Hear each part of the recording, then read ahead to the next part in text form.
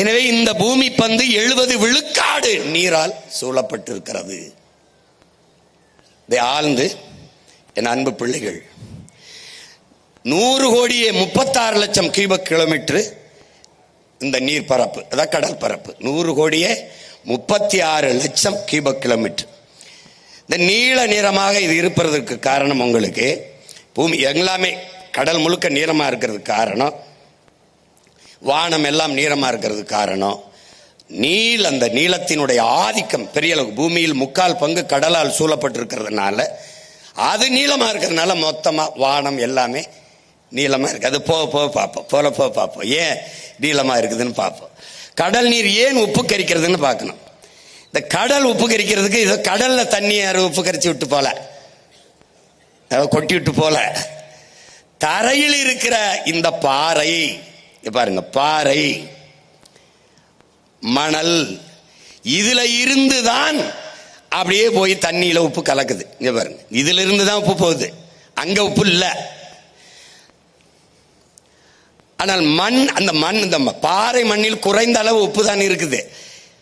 ஆனா கடல்ல ஏன் அது உப்பு, அது தொடர்ச்சி அந்த உப்பு கரிக்குது அப்படின்னா, எல்லாம் என்ன பண்ணுதுன்னா, அந்த சூரிய ஒளியில இந்த நீர் என்ன ஆயிருது, நீராவியாகி மேல போயிருது. உப்பு அப்படியே படிஞ்சிருந்தனால பல கோடி ஆண்டுகளா அப்படியே அந்த உப்பு படிஞ்சே இருக்கிறதுனால எப்பவுமே கடல் நீர் உப்பு கரிக்குது. அந்த நீர் மேல நீராவி ஆகி போயிருது.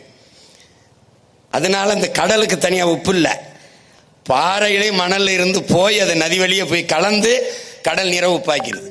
அப்ப கடல் நீர் உப்பு கரிக்குது, கரையில் இருக்கிற நீர் அதை தொன்ன உப்பு கரிக்கல. காரணம் அங்க இருக்கிற மணல் மேடு. இந்த பாரு மணல் மேடு, மணல் குன்றுகள்னு பேர் இதுக்கு.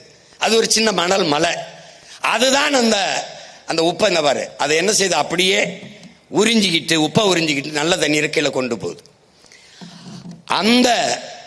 இப்ப இந்த உப்பு அது ஒரு வேளாண்மையா நம்ம பார்க்கப்படுது. உப்பு அந்த காலத்துல உப்பு தங்கத்துக்கு இணையான விளைவித்திருக்கு. அதுல இந்த பாருங்க, உப்பளத்துக்கு அந்த உப்பு நிலத்துக்காக போர் நடந்திருக்கு. அது யாருக்கு சொந்தம்ட்டு, தங்கத்துக்கு இணையா இருந்திருக்கு. உப்பு பாறைகளுக்கு உரிமை கோரி போர் நடந்திருக்கு. பாரு பாரு எப்படின்னு சண்டை போட்டிருக்கான். நம்ம உப்பை இன்னைக்கு மதிக்கிறது இல்ல. ராணுவ வீரர்களுக்கு சம்பளமா சம்பா அலம் நெல்லையும் உப்பையும் கொடுத்திருக்கான். அலம் என்றால் உப்பு, சம்பா என்றால் நெல். ரெண்டும் சம மதிப்பில் இருந்திருக்கு. உப்பின் மதிப்பு தங்கத்துக்கு இணையா இருந்திருக்கு.